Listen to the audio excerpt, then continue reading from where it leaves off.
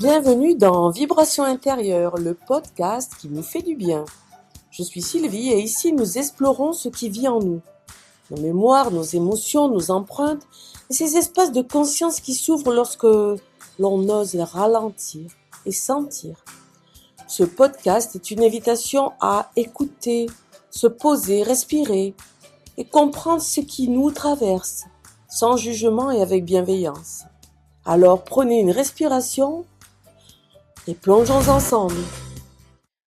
Avant de commencer, je vous invite à prendre une respiration profonde. Inspirez lentement sur 4 secondes. Retenez votre inspiration sur 2. Et expirez lentement. Encore une fois. Laissez votre corps se déposer. Aujourd'hui, nous allons parler de quelque chose de subtil, mais de profondément transformateur. L'appel intérieur. Il arrive parfois que tout semble aller normalement dans notre vie. Nous faisons ce qu'il faut, nous assumons nos responsabilités, nous avançons. Nous avons tout ce dont nous avons besoin et pourtant, il y a une sensation diffuse, un léger tiraillement, un inconfort que nous ne savons pas expliquer. Ce n'est pas une crise, ce n'est pas un drame, c'est plus subtil que cela. C'est un manque, un vide intérieur. On a tout et pour autant on ne sait pas l'apprécier. Il manque quelque chose dans notre vie pour que nous soyons pleinement heureux. Peut-être un peu de magie, un peu d'innocence, un peu d'insouciance. C'est un murmure. L'appel intérieur ne crie pas, il ne force pas. Il se manifeste par des petites choses. Une fatigue, un manque de motivation, une hypersensibilité, on pleure pour un rien. On procrastine, on n'a pas envie, on se dit que est-ce que ça en vaut la peine? On peut être irrité inhabituellement, c'est-à-dire que le moindre mot peut prendre des proportions importantes. Et petit à petit, on a envie de s'isoler. On a juste envie de s'isoler et de ne rien faire, de rester tranquille, de comprendre quel est ce vide, quel est ce manque. Et une question revient souvent, et très souvent nous l'ignorons, parce que nous avons appris à fonctionner, nous avons appris à être efficaces, nous avons appris à nous adapter. Nous sommes à la fois, je dirais, comme le poulpe, multitâche, car nous avons plusieurs bras, plusieurs cordes dans notre arc, mais l'appel intérieur ne concerne pas l'efficacité, il concerne l'alignement. Il signale que quelque chose en nous évolue et que notre manière d'être peut évoluer avec. Il ne s'agit pas d'être tout d'un côté ou tout de l'autre. Ce qui est important souvent, c'est d'être en balance avec nos besoins, nos aspirations. Je dis souvent que avoir my me time, mon temps à moi, est très important pour l'équilibre principalement de la femme, mais peut-être aussi pour l'homme.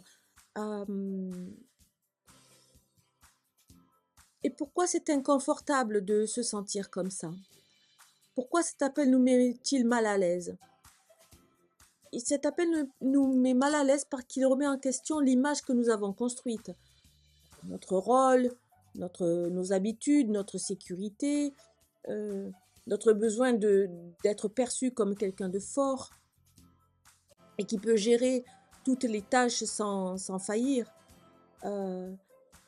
Et pourtant, s'accorder du temps pour être vulnérable, pour s'autoriser à être fragile, pour s'autoriser un temps de ressourcement.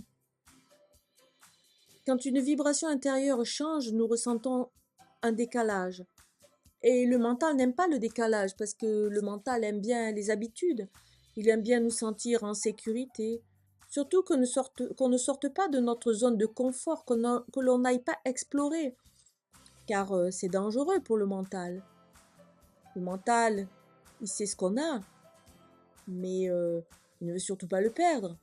Et quelquefois, aller explorer les sentiers de traverse peut représenter un risque. Et le mental n'aime pas les risques. Il préfère la stabilité. Même si cette stabilité ne nous rend pas heureux, ne nous correspond plus. Alors parfois, nous nous jugeons. Je ne comprends pas, j'ai tout. J'ai une belle famille, j'ai une belle maison, j'ai un travail qui me satisfait, j'ai des amis autour de moi. Et pourtant, pourquoi je ne suis pas reconnaissant? Je ne devrais pas me plaindre. Si je compare avec d'autres, tout va bien, alors pourquoi je me sens comme ça? Mais ce n'est pas une plainte, c'est une transition. Je vous propose maintenant un moment d'exploration. Si vous le voulez, si vous le pouvez. Trouvez un endroit calme et fermez les yeux. Laissez votre respiration devenir naturelle.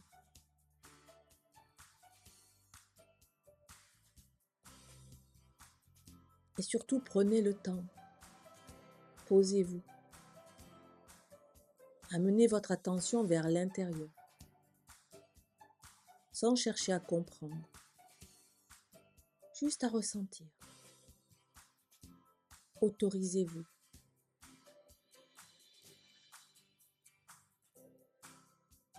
Et quand vous sentirez le calme vous habiter, posez-vous doucement cette question.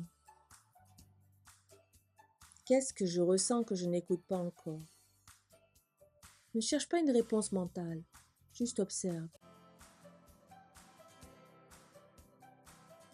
Y a-t-il une sensation dans votre corps? Une zone en particulier plus sensible? Ou une émotion?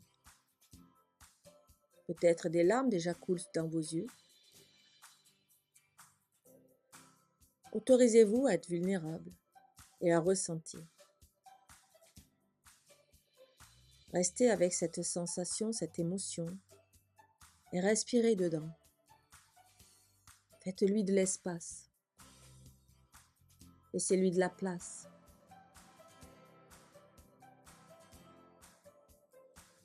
Et peut-être qu'un mot apparaît, une idée, une image se présente. Peut-être rien de clair. C'est très bien aussi.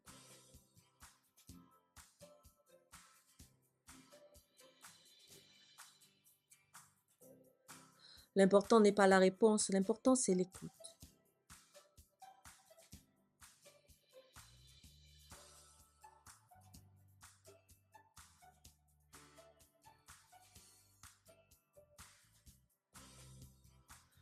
Sentez simplement que vous êtes en train d'honorer quelque chose en vous. Et cela change déjà votre relation avec cet appel.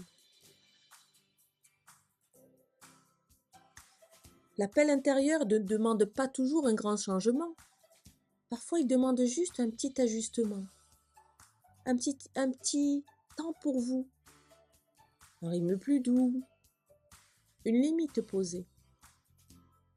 Une vérité exprimée. Ou un temps de solitude respecté.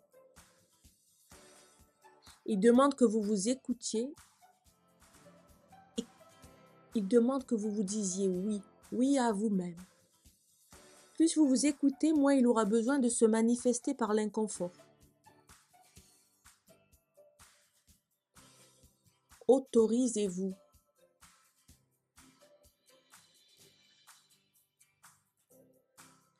Je vous invite cette semaine à prendre 2 minutes par jour, 2 minutes seulement, et à vous demander « Qu'est-ce qui serait plus juste pour moi aujourd'hui ?»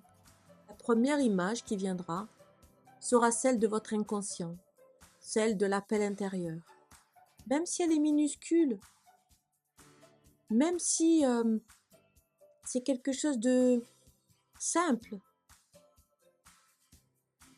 mais c'est ainsi que le chemin commence. Alors, prenez soin de votre énergie. Et puis, je vous rejoins la semaine prochaine pour le podcast numéro 2. Écoutez votre enfant intérieur. Qu'est-ce qu'il a à vous dire? Bonne journée. Merci d'avoir partagé cet espace avec moi. Si cet épisode vous a parlé, vous pouvez le partager autour de vous et continuer ce chemin à votre rythme. Prenez soin de votre énergie, écoutez vos vibrations et souvenez-vous, votre chemin est unique et personne ne peut marcher à votre place. Et si vous voulez continuer avec moi, je vous invite à aller sur mon site. Vous y découvrirez mes ateliers, mon actualité, ainsi que mes séances de cartomancie si vous avez besoin de guidance. Alors bonne route, bon vent et à la semaine prochaine.